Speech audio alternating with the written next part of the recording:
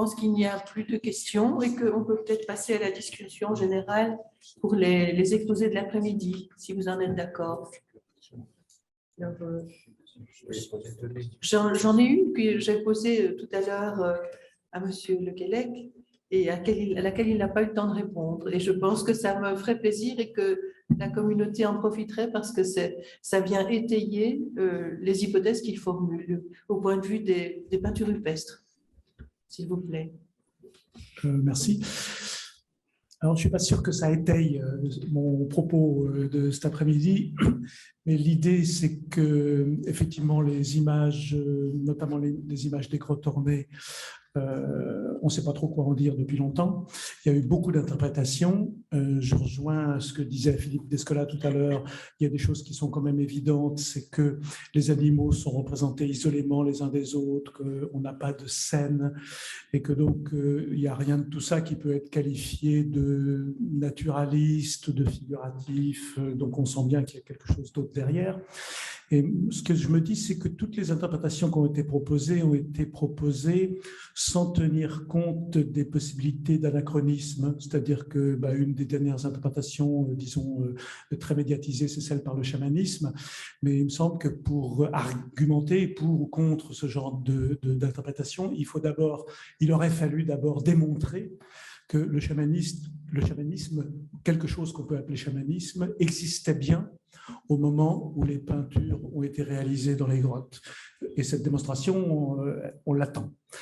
Et donc, moi, je me dis que c'est peut-être la première chose à faire. Si je veux expliquer les images qui se trouvent dans les grottes par quelque chose, quoi que ce soit, le chamanisme, le totémisme, peu importe, il faut d'abord que je démontre que cette chose-là existait bien au moment où les images ont été réalisées. Et c'est pour ça que je pense qu'on peut se mettre d'accord sur l'idée que des paroles accompagnaient ces images, donc au sens propre des mythes. Et si une mythologie allait de pair avec ces images, mon propos, c'est d'essayer de retrouver cette mythologie. Et on ne peut pas la retrouver par les outils des préhistoriens, qui ne sont pas adaptés à ce type de recherche. Et donc, j'essaye, à partir de ce qui est accessible dans le monde des mythologies, de voir si c'est possible de remonter dans le temps, si possible, jusqu'à l'époque à laquelle les images ont été réalisées dans les grottes. Et pour faire bref, mon idée, c'est qu'il y a un mythe au moins dont on peut démontrer, dont on peut espérer avoir démontré, après j'attends qu'on me contredise, bien sûr, on peut espérer avoir démontré qu'il existait et qu'il était très important à l'époque où les peintures ont été réalisées, et c'est le mythe de l'émergence qui justement compte la sortie de l'humanité de sous terre et la sortie des animaux de sous terre dans le cadre d'une création qui est différente des créations telles que dans nos cultures nous les pensons, c'est-à-dire une création qui a lieu une fois pour toutes. Il y a d'autres types de créations et notamment quelque chose qui est de l'ordre d'une création continue, une création qui se perpétue sans cesse et qu'il faut aider à être, qu'il faut aider à continuer par des rituels. Et je pense que dessiner des animaux, notamment dans les grottes, parfois aussi des chimères, parfois aussi des humains ou des humains à moitié animaux dans les grottes, participait de ces rituels, disons, destinés à perpétuer la création qui, sinon, se serait arrêtée. Je voudrais intervenir, Mme. Oui, bien sûr. Bah oui. Non, c'est Yves qui t'appelle là. On a la même voix, mais on a la même génération. Lui est belge. Et lui, breton. Oui, je voudrais dire des choses sur les grottes, bien sûr, que je fréquente souvent. À Lascaux, par exemple. À Lascaux, il y a 600 animaux qui, en effet, ne sont pas naturalistes, merveilleusement naturalistes, comme on l'a dit. Certaines parties, oui, mais de toute façon, il y a ou bien un corps trop important, ou bien la tête qui ne correspond pas, ou bien un animal qui n'a jamais eu cette taille, enfin, etc. Donc, ce n'est pas juste la photographie de l'animal, si on peut dire. Et d'autre part, à côté de ces 600 figurations, il y a quand même 400 figurations que l'on dit non figuratives parce qu'on ne sait pas quoi en faire, quoi. Et on les classe comme on peut, mais ça n'a pas beaucoup d'intérêt. Mais ça a l'air vraiment d'être les deux qui font sens. Par ailleurs, j'arrive de Chauvet. J'ai passé 10 jours à Chauvet, là, tout fraîchement. Il y a une progression, ça, je ne savais pas ça. Il y a de l'entrée au fond, il y a véritablement une progression. C'est comme si, c'est mieux que ça, je crois, comme s'il y avait véritablement un discours.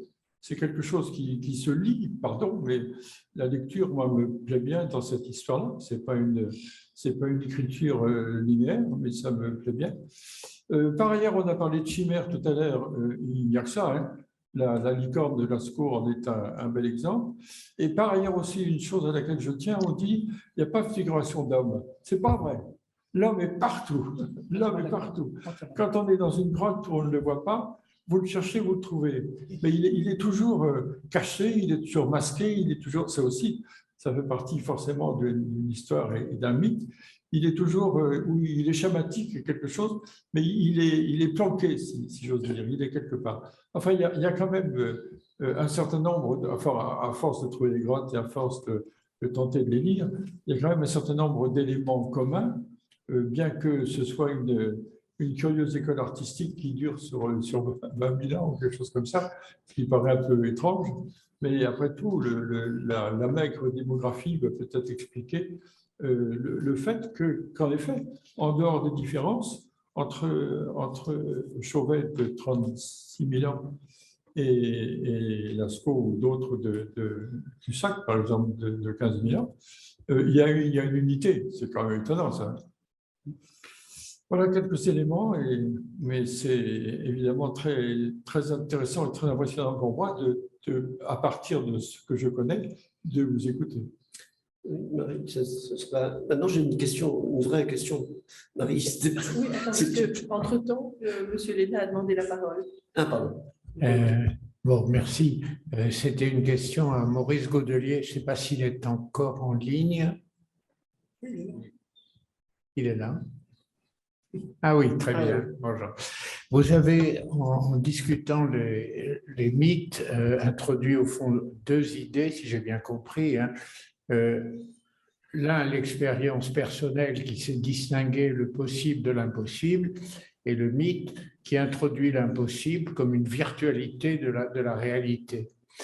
Et ma question est, est-ce que, en fait, cette distinction que vous avez explicitée en disant la première peut être scientifique, la seconde ne l'est jamais, est-ce qu'en fait la science progressivement n'a pas émergé comme une lente transformation du mythe, celui-ci ayant introduit deux éléments capitaux dans le fonctionnement de la science, la désignation, le langage, de nommer les objets et les phénomènes, et la question de la causalité, à laquelle s'interroge en premier lieu la curiosité.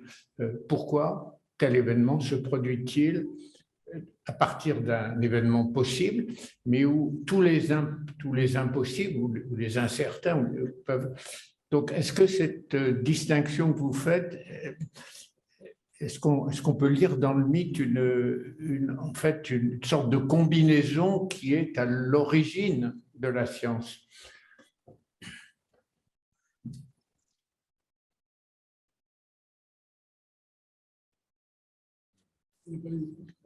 Ah, quel micro? Votre micro.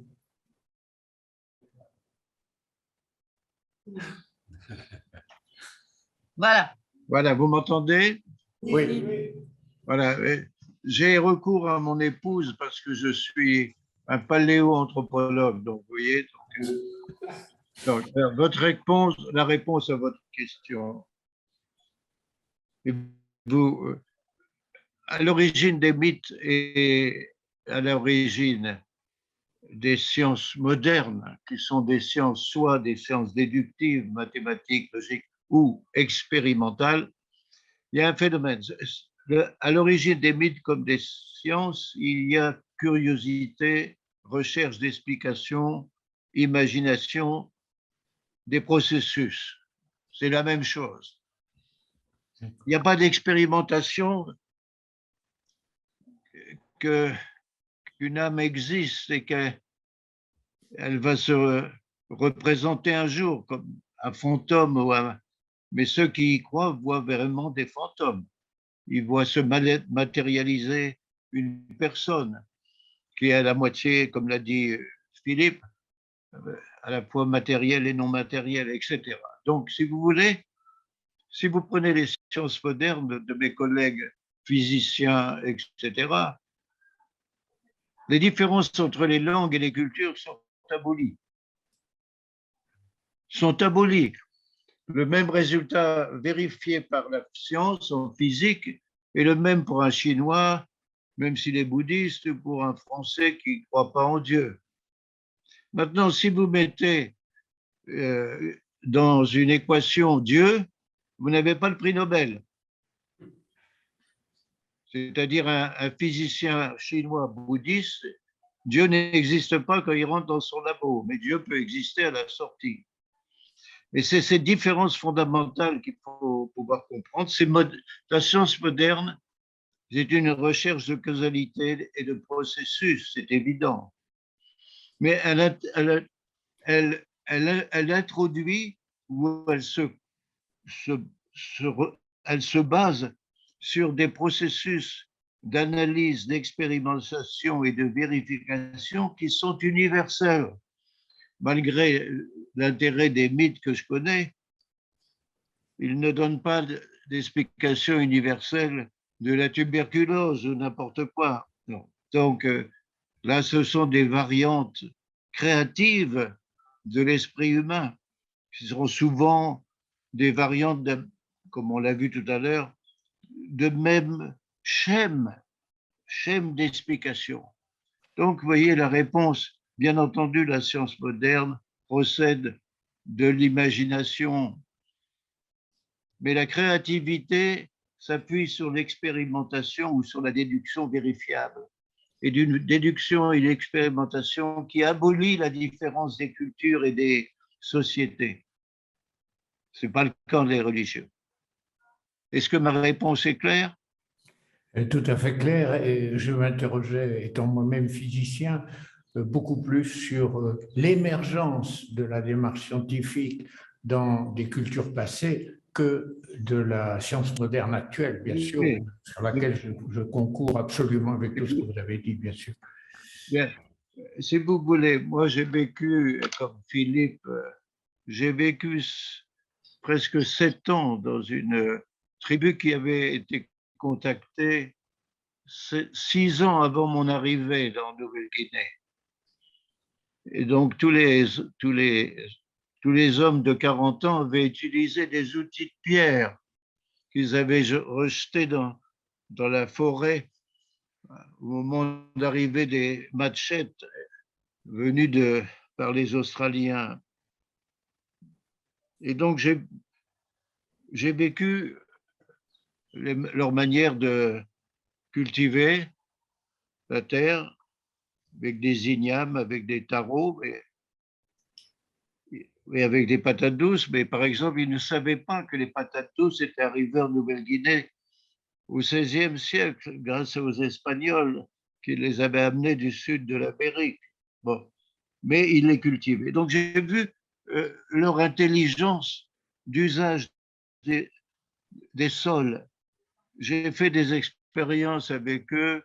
Où mettez-vous et pourquoi mettez-vous le maïs ici, etc.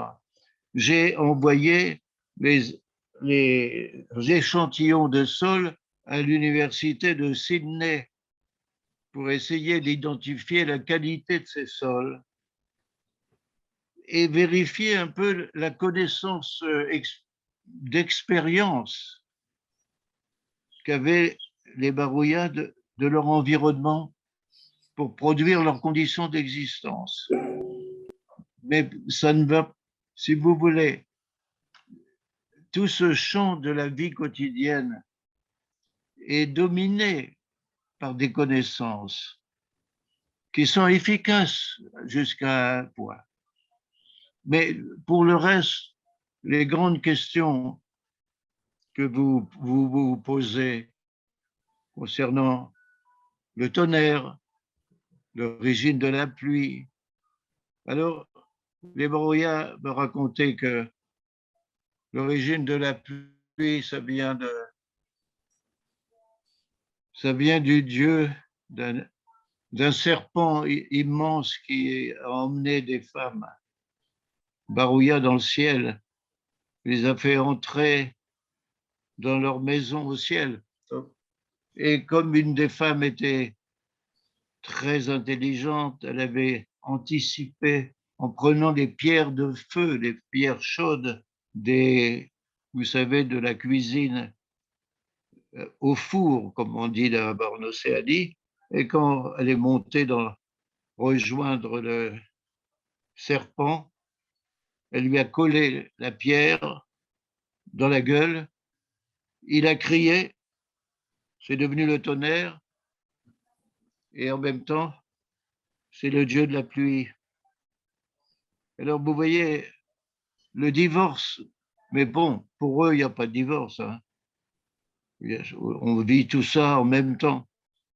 Mais la distinction, je dirais, entre maîtriser le maïs, les sols caillouteux, etc., faire de l'irrigation complexe, et ensuite interpréter des éléments essentiels de la nature par une explication imaginée, donc imaginaire là. L'imaginaire de la science aboutit à des résultats qui sont vérifiables et qui ne sont plus de l'imaginaire, mais du réel compris. Mais pas à ce niveau de questions sur l'univers, sur la vie, etc.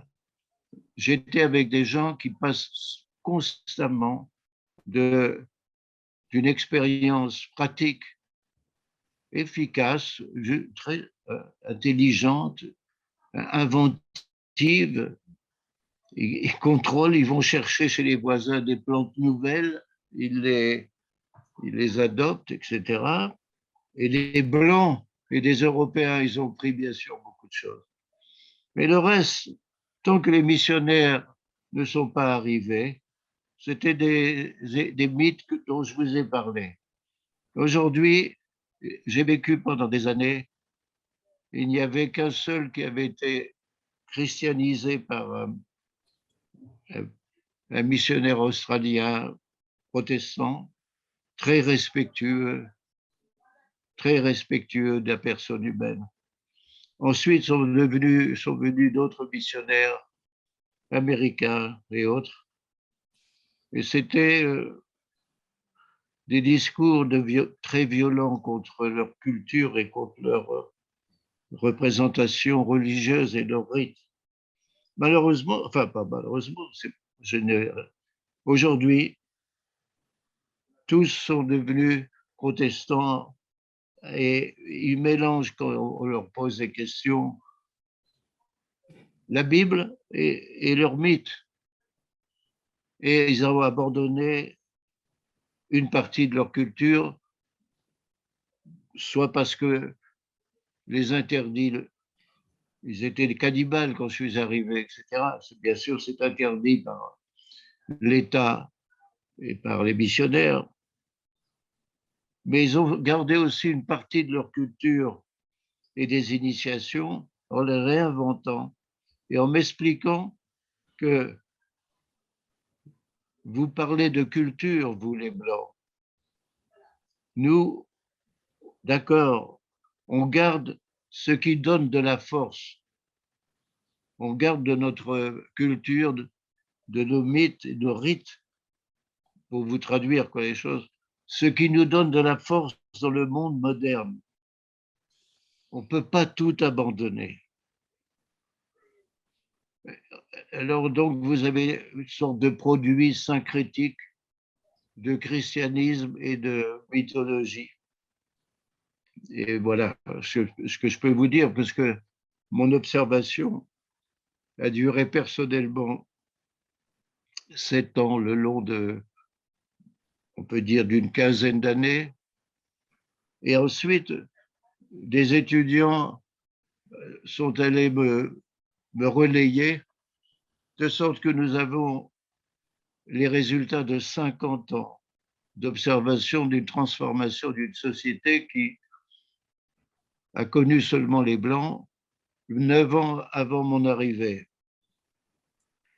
Donc, vous voyez, on apprend beaucoup. Alors, je reviens à la question de mon collègue physicien. Combien de fois on m'a dit, ben oui, mais il y a des physiciens catholiques.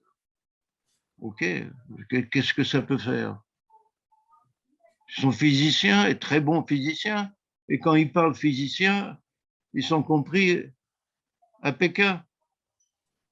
S'ils sont bons, s'ils ont fait des bons résultats vérifiables. Maintenant, ce qu'ils sont bouddhistes ou chrétiens ou autre chose, ça ne touche pas l'intimité des gens. Ça ne touche pas l'identité qu'on a eue dans sa jeunesse et dans sa construction personnelle. On ne peut pas, comme ça, éradiquer les religions et substituer la science. Si vous voulez, moi, je suis conscient que Emmanuel Kant s'est trompé. Il n'y a jamais eu de religion dans les limites de la simple raison. Il n'y en aura jamais.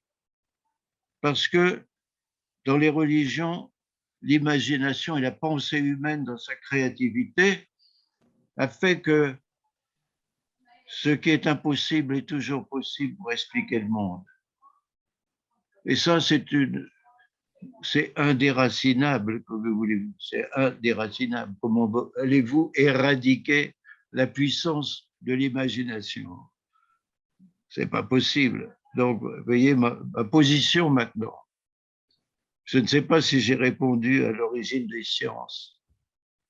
Mais évidemment, si vous prenez la science grecque, la réduction du monde à des éléments atomiques qu'ont fait les premiers soi-disant physiciens grecs, réduire la consistance des choses à une combinaison d'atomes. Mais jamais un Barouillat n'aurait pu faire ce saut, cette imagination dans l'abstraction. De plus, il n'y avait pas de mathématiques. Les Barouillat font 1, 2, 3, 4, 5, plus 5, plus 5, plus beaucoup. Vous maîtrisez la géométrie et l'arithmétique du monde avec cette façon de calculer. Non, c'est pas possible. Les Grecs avaient fait le saut, et bien avant les Grecs.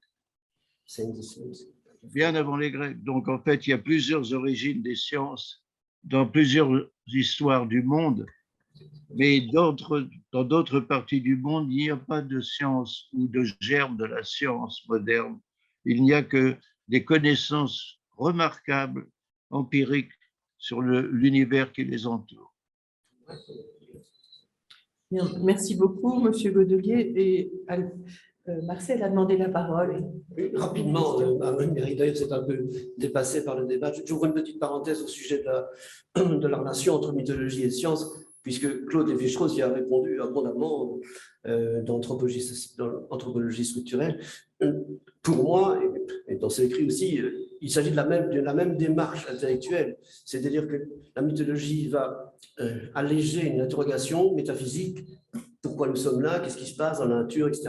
Et donc, elle va apporter une solution qui allège cette interrogation. Ça, c'est la fonction de la mythologie via le rituel. La science, c'est exactement pareil. C'est une interrogation de caractère intellectuel qui crée une pression. Et cette manière de soulager cette pression, c'est évidemment la solution scientifique, toute provisoire soit-elle. C'est ça. Donc, c'est l'analogie entre les deux sur le plan structurel. Et alors, j'étais la deuxième, enfin, on peut épiloguer là-dessus, bien sûr. La deuxième intervention que je voulais faire, c'est au sujet de la représentation plus ou moins réaliste dans l'art rupestre. Il faut faire attention, on ne peut pas contracter 30 000 ans d'art rupestre en une seule allusion, comme ça, soit elle est stylisée ou soit elle est réaliste. Attention, il y a une imprégnation stylistique très forte dans Lascaux, tout le monde le sait. Un roc de Lascaux n'est pas le roc que l'on voit. Hein. Et c'est justement pour ça qu'il est tellement beau, c'est qu'il présente une analogie avec la réalité, mais un décalage par rapport à cette réalité.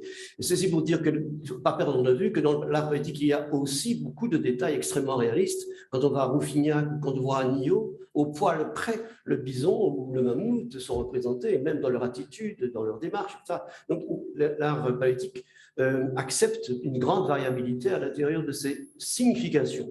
Car lorsqu'on tombe dans le réalisme, pour moi c'est une dégénérescence, eh bien, on perd la sacralité qui est au contraire active dans une image analogue à la réalité, mais qui s'en détache, qui devient uniquement une forme symboliquement chargée, comme à Lascaux, c'est peut-être le plus bel exemple, comme à Cusack aussi. Hein, vous voyez, c'est ce décalage de la réalité qui crée l'émotion esthétique. Alors, pour en revenir à la figuration humaine, je pense aussi que comme Yves, que la figuration apparaît. Je pense que dans certaines images de Chauvet, il y a des animaux, des chimères, qui a justement l'idée qu'on a développée tout à l'heure, c'est-à-dire des figures qui se présentent comme animales, mais qui en fait sont tellement anormales dans la figuration qu'à mes yeux, ce sont des images humaines transformées en animaux. Donc, je pourrais vous montrer quelques exemples, j'ai fait un petit article là-dessus. Et enfin, avec toute l'amitié que je t'apporte, je pense qu'on ne peut pas raisonner dans le sens y a-t-il eu du chamanisme avant d'interpréter les peintures comme étant chamaniques? Moi, je prends le raisonnement exactement au sens inverse. Je pense que s'il fallait illustrer, par exemple, ou démontrer l'existence de tel ou tel rituel, on pourrait utiliser l'art tout aussi bien que n'importe quelle autre donnée et chercher à expliquer ou à interpréter l'art en fonction des données religieuses qu'il aurait pu incarner. Il n'y a pas d'ailleurs que le chamanisme, pour moi, il y a autant de fonctions d'initiation, par exemple, ou de mythographie.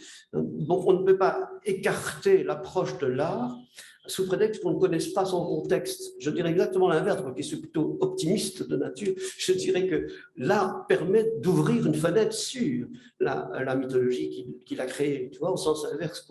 Ouais, voilà, c'était les quelques réflexions que je m'étais faites, que je voulais vous soumettre. Voulez-vous répondre? Oh, ce n'est pas une attaque, c'est juste... Non, je ne le prends pas du tout comme ça. Bon, c'est d'ailleurs pas du tout obligé d'interpréter l'art et de lui trouver un sens. Hein. Il y a beaucoup de gens qui s'intéressent. Il y a un domaine qui n'a pas encore été évoqué jusqu'ici, qui me paraît quand même fondamental, c'est l'aspect esthétique. On ne peut pas écarter cette donnée, cette fonction fondamentale, qui simplement trouve ça beau. C'est peut-être idiot à dire, mais c'est vrai. On descend dans Lascaux, on n'a plus rien à dire, tellement c'est impressionnant. Donc il y a une fonction esthétique incontournable, à côté de fonctions éventuellement rituelles, mythologiques, etc. Et Chauvet, c'est encore plus impressionnant, je trouve. Est-ce que tu peux demander quelque chose? Oui, bien sûr. Je veux demander à Jean-Luc en relation à la datation du mythe. L'origine, si nous pouvons dire quelque chose, c'est le Mengele symbole. Il commence, nous pouvons hypothéser que c'est vrai au symbole. Et aussi la datation de los autres mythes que vous avez décrits avec l'histoire de l'homme, plus ou moins. Il a correspondance avec la diffusion de l'humanité, pour dire, et les mythes, il a quelques relations pour la datation. Oui, enfin, ce que je propose comme placement chronologique de certains mythes, pas de tous les mythes, mais de certains mythes, ceux pour lesquels j'ai une documentation suffisante, colle bien avec ce qu'on peut savoir par ailleurs, de ce que nous apprennent les paléontologues, ce qu'on peut savoir de l'histoire du peuplement du globe. Et pour moi, on ne pourra jamais, enfin je ne peux pas, je suis incapable de donner la preuve et de dire ces mythes sont datés, au sens où on date par le carbone 14, par exemple. Je ne peux pas faire ça, bien entendu. Mais je donne une hypothèse en utilisant un outil qui est celui de l'aréologie, c'est-à-dire l'étude des aires de répartition, qui me pousse à penser que certains mythes sont préhistoriques parce qu'ils ont passé des seuils continentaux qui s'ouvrent et qui se ferment à certaines dates. Donc, ça me donne des bornes chronologiques. Ça reste quand même de l'ordre de l'hypothèse, pour moi, assez solide, mais c'est quand même une hypothèse. Et en utilisant un autre outil qui n'a strictement rien à voir, qui est les outils des phylogénéticiens, j'obtiens un résultat similaire. ce qui fait que j'obtiens 2 fois le même résultat avec des outils qui sont complètement différents. Donc, je reste toujours dans l'ordre d'une hypothèse, je n'ai toujours pas de preuve, mais il me semble que l'hypothèse est fortement confortée du fait qu'on obtient le résultat 2 fois avec des outils complètement différents et qu'en plus, ce résultat rejoint les résultats des paléoanthropologues. Merci.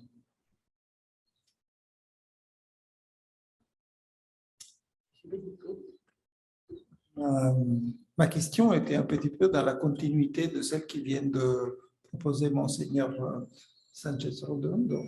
Je crois que nous, on était, moi personnellement, très impressionnés par ta présentation et par cette phylogénie, mais peut-être du fait que le temps était compté et que tu as voulu justement faire une sorte de démonstration de l'ensemble, tu n'as pas beaucoup parlé de la relation entre cette phylogénie et l'émergence ou l'évolution de la religiosité. Est-ce que tes résultats posent la question, est-ce qu'il existe une religiosité avant le premier mythe? Parce que si on devait créer une homogénéité entre les deux, dans ce cas-là, on devrait dire que le premier mythe correspond au processus de spéciation des premières modernes en Afrique, et avant, il n'y a pas de religiosité. Donc, à la fin, on a découvert avec le primite aussi l'origine de la religiosité, chose dont je ne suis pas sûr. Donc, je profite de la discussion pour essayer de te pousser à dire ce que tu penses, c'est sortir de la phylogénie que tu as créée et parler un petit peu de religiosité. Alors, bon, les questions deviennent de plus en plus vertigineuses. Si je me suis intéressé au mythe, c'est pour éviter d'utiliser le mot religion. On vient de voir qu'il est très difficile à définir, qu'il y a eu des dizaines et des dizaines de définitions qui sont toutes imparfaites. Et donc, il y a une énorme difficulté à parler de religion en général. On peut parler de certaines religions, de telle religion, d'un groupe de religions, de la religion en général depuis l'origine de l'humanité. En plus, déjà, synchroniquement, aujourd'hui, c'est difficile, à mon sens. C'est quelque chose qui est, pour moi, au-dessus de mes forces.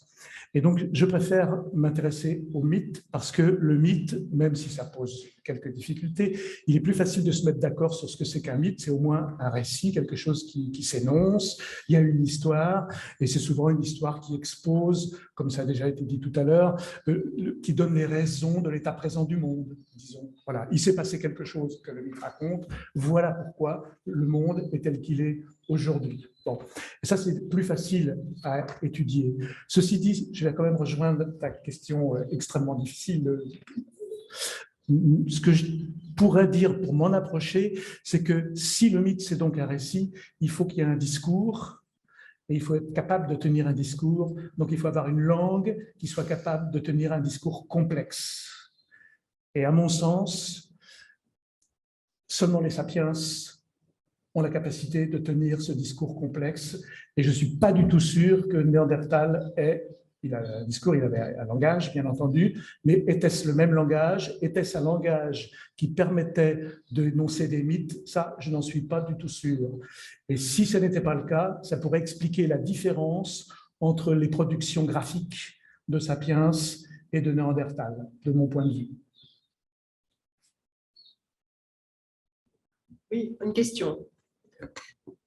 Non, un commentaire plutôt par rapport à tout ce qui a été dit, mais un commentaire très scientifique par rapport aux méthodes qu'on utilise. Et finalement, la cladistique utilisée comme ça sur des mythes est un apport extrêmement intéressant, mais se rapproche pour certains aspects de ce qu'on peut faire, par exemple, en paléogénétique, où finalement, ce qu'on quantifie sont ou en génétique des populations actuelles pour essayer d'interpréter ce qui s'est passé auparavant.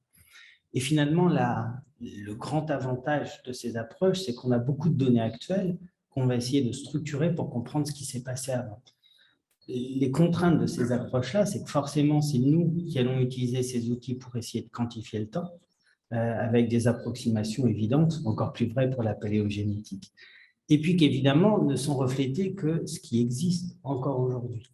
Et typiquement, en génétique, on s'est rendu compte que des groupes humains différents avaient contribué auparavant et ne se voyaient plus dans le patrimoine génétique actuel. Dans certains cas, on a des fossiles à certains endroits où il y a des passages de gènes. Par exemple, les premiers fossiles d'Homo sapiens européens ont des gènes néandertaliens, mais n'ont pas contribué au patrimoine génétique des Homo sapiens aujourd'hui, ni en Europe, ni ailleurs. Donc, on a des populations fossiles parmi les populations humaines biologiques qu'on arrive à voir. La limite de l'approche pour les comportements alémites est probablement du même ordre aussi. Finalement, cette quantification de ce qu'on connaît et cette projection qu'on peut faire sur les compétences s'arrête à la limite de ce qui n'est pas resté.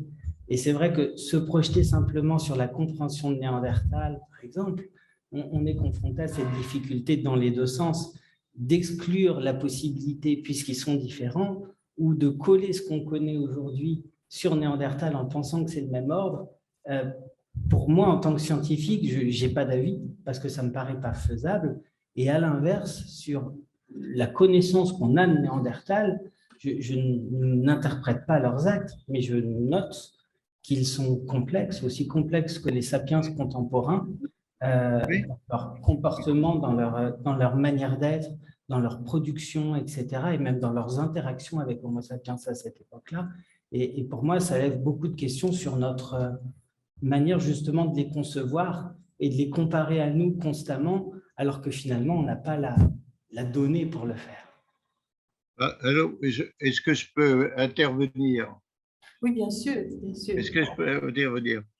Écoutez, depuis longtemps, mes amis archéologues, dont par exemple Yves, etc., m'ont appris qu'on avait trouvé des tombes néandertaliennes où il y a plusieurs squelettes, et même auprès d'un squelette dans la Sierra de Acapuerca, paraît-il, un objet qui accompagne le mort, c'est-à-dire or, ça pose tout de suite un problème. On n'enterre pas ses ennemis. On les tue, on les mange, comme les Barouillas mangeaient leurs ennemis. Mais quand on met 10 corps l'un à côté de l'autre, c'est donc plutôt des parents ou des amis, des voisins. Déjà, une chose importante, c'est qu'on peut voir des rapports de parenté, de voisinage qui sont traduits par un cimetière, si vous voulez. Deuxièmement, s'il y a un objet qui accompagne un squelette, c'est qu'il y a la pensée métaphysique qu'au-delà de la mort, on a besoin d'un objet pour continuer à vivre. Donc, je ne suis pas archéologue, mais je pense que nos cousins, copains néandertaliens, ils avaient déjà un certain sens métaphysique. Et en plus, ils avaient probablement, en enterrant plusieurs morts l'un à côté de l'autre, le sens que quelque chose les réunissait, ces cadavres, si on peut dire. Donc, on ne pourra jamais aller plus loin, probablement. Mais nous ne sommes pas la seule espèce à avoir pensé de façon complexe.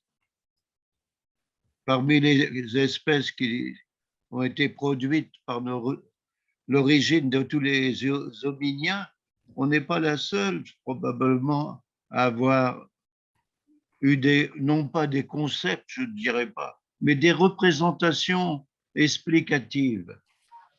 Vous voyez ce que je veux dire, des représentations qui donnent sens, quoi, et qui donnent l'origine des gestes, des pratiques qui accompagnent la mort. Donc, voilà ce que je voulais vous dire. Par ailleurs, je dois dire à notre ami qui a fait cette magnifique carte de la diffusion des origines, que j'ai un de mes étudiants qui a travaillé sur le détroit de Bering. Et je pense qu'il serait tellement content de vous connaître parce qu'il démontre que les mêmes mythes existent aussi bien au nord des États-Unis que dans la partie asiatique. Donc, c'est tout à fait intéressant parce que c'est votre boucle du haut, la boucle du passage dans l'Amérique. C'est tout à fait important. Mais en même temps, il trouve le fameux mythe qu'il trouve chez Lévi-Strauss, etc., le mythe qu'au début, il y a l'île aux femmes, il n'y a pas d'hommes. Ce mythe, on le trouve à Taïwan, chez les Austronésiens, mais on le retrouve en Amérique du Sud, et on le retrouve en Amérique du Nord, et on le retrouve en Sibérie, dans une sorte de boucle asiatique et américaine. Donc je pense que je vais lui faire envoyer son travail, ça va vous plaire, quoi. Voilà. Merci, monsieur. Mais je voudrais ajouter juste un mot, Marie, s'il te plaît, à Jean-Luc Lecallec. Moi, je veux bien qu'un certain nombre de choses soient sapiens, c'est que sapiens, en effet, que les mythes soient tels qu'ils soient associés, joliment associés au rupestre, ça me plaît bien, pourquoi pas. Mais pourquoi interdire des mythes d'origine à Homo erectus, que je défends? Pourquoi interdire des mythes d'origine à Homo habilis, que je défends? Quand on a une large perspective temporelle, l'homme est tellement à la fois homogène et différent que moi, il y a des mythes d'origine, je suis persuadé, chez les jeunes gens de 3 millions d'années.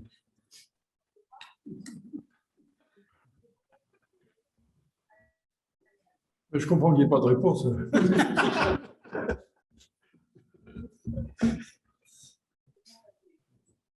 C'est pas scientifique, c'est émotionnel.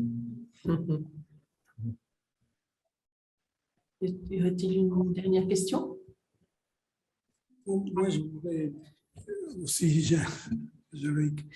c'est-à-dire, si j'ai bien compris, c'est-à-dire, tu parles d'une diffusion du mythe de l'émergence. C'est une diffusion. Justement, c'est qui avait posé la question un peu Marcelo. C'est-à-dire, cette diffusion se réalise et tous les fondements précédents de cette diffusion disparaissent sous la diffusion. C'est-à-dire, l'Homo sapiens va s'étendre sur l'Asie. Il va se mélanger avec Denisova. Et donc, ces mythes qu'il pouvait avoir à Denisova, ça n'existait plus. C'est les sapiens qui va imposer ces mythes. Et donc, bon, voilà, c'est une partie de la question. Et l'autre question, c'est que, justement, à propos de l'Australie, il y avait un antécédent Homo sapiens. Par exemple, il y a l'étude récente de Malaspina, justement, sur la génétique des populations de toute l'Australie, qui montre que la génétique actuelle répond à une population qui est entrée, évidemment, entre 10 000 et 32 000. Mais l'Australie était déjà peuplée. Avant, comme on le sait, Mungo, tout ça, 52 000. Donc, aussi, d'après ton hypothèse, il y a une diffusion, il y a un écrasement de ce qui était avant. Ou ce qui a été évoqué tout à l'heure à propos des Barouillas qui ont intégré des éléments de leur mythologie à la mythologie chrétienne, mythologie au sens de récit, hein, sans jugement de valeur, et donc qui adoptent un nouveau récit. Et tous les cas de figure sont possibles. Soit un récit, un type de récit disparaît parce qu'un nouveau récit est adopté et du coup on finit par oublier l'ancien. Bon, je pense que c'est attesté en plein nombre du monde, ça réellement dans les périodes historiques. C'est le seul mécanisme que tu acceptes. Donc pendant la préhistoire, c'est tout à fait possible. Il n'y a pas de raison de penser que c'était différent. Ou syncrétisme, on conserve certains motifs, on en élimine d'autres et on crée une nouvelle mythologie. Les deux sont tout à fait possibles, il n'y a pas de contradiction. Mais ce que montrent les cartes, c'est qu'effectivement, il y a eu, alors par exemple pour le peuplement de l'Australie, mais ça vaut pour l'Amérique aussi, il peut y avoir plusieurs nappes de peuplement. Il n'y a pas un peuplement, voilà, il y a plusieurs nappes, plusieurs arrivées, chaque arrivée avec un type de mythologie différente et chacune continue d'exister, la preuve jusqu'à nos jours. Et donc, pour moi, ce n'est pas du tout contradictoire. Il n'y a pas du tout, à chaque fois, tout disparaît et il y a une nouvelle mythologie qui prend toute la place, et puis ensuite une autre, puis ensuite une autre. Non. Madame, c'est encore possible de faire une question. Bien sûr. Je veux faire une question à Fernando. Naturellement, les mythes poètes en relation à la religion. Non, pas nécessairement, on peut sentir différents types de mythes, etc. Mais certainement, un élément de la religion, c'est la prière. Non pas la prière comme nous les connaissons aujourd'hui, mais la prière, un sens de compagnie, de quelque chose qui transcende nous. Alors, les pygmées, un des prières, vous avez constaté qu'ils prient. C'est-à-dire, ils invoquent les Djengi constamment. Mais c'est vrai que quand j'ai vu ces choses, en 2019, les chamans, ils me disaient, oui, les Djengi est venu châtier les pygmées parce qu'ils ne prient pas. Ils utilisaient ces mots-là. Mais je pense qu'il ne faut pas comprendre prier comme nous les comprenons. Ouais, d'accord. C'est ça la question. Oui, excusez-moi, mais... Allô? Oui, vous m'entendez? Oui. Écoutez, moi j'ai participé à beaucoup de rites pendant des années. Je n'ai pas été initié à tout, mais les barouillas, à chaque fois qu'un enfant naissait, on emmenait le père dans la forêt et on faisait un appel au soleil, au dieu soleil. Je dis nous parce que je faisais comme eux, je lançais mon souffle vers le ciel en claquant des doigts. Et j'étais en communication, paraît-il, avec la divinité soleil. Alors, est-ce que c'est une prière? En tout cas, c'est une jonction, c'est une conjonction. Et on allait tellement loin que on avait aussi, on décorait un arbre très droit qui montait très haut dans le ciel. On le décorait comme un guerrier avec des plumes nécessaires et les colliers nécessaires. Et on hissait le nouveau père le long de l'arbre vers le soleil. Donc, nous, moi, je n'étais pas père là-bas, donc j'assistais à tous ces mythes. Et en plus, on nous faisait ingérer par le maître de cérémonie du taro. Le taro, c'est une plante de l'Asie. Et dans ce taro, il y avait de façon cachée une herbe qui venait du lieu d'origine des barouillas, Barave Garebarundak. Et donc, on participait en mangeant à la communication avec les ancêtres et on participait à la transformation de ce jeune homme en père grâce à notre conjonction, si on peut dire, avec le soleil. Donc, je vous ai raconté ma vie là, sur le terrain. Sur le terrain. Mais vous voyez ce que je veux dire? Est-ce qu'on peut appeler le geste que je faisais de lancer mon souffle sous forme d'une sorte de sifflet? J'avais donc dans la tête le soleil comme divinité, sans parler. On ne parlait pas et j'étais en conjonction. Je pense, enfin, les barouillas plus que moi, vous comprenez, parce que moi, je ne suis pas barouilla, mais je faisais comme eux, quoi. Et donc, je pense que c'est je dirais quand même que c'est une sorte de prière, parce que ça rapproche le Dieu de moi. Oui, naturellement. Bien sûr. Oui, je suis complètement d'accord. Oui, c'est une bonne conclusion pour la journée, Oui, peut-être. très bon. Merci beaucoup. Merci à tout le monde.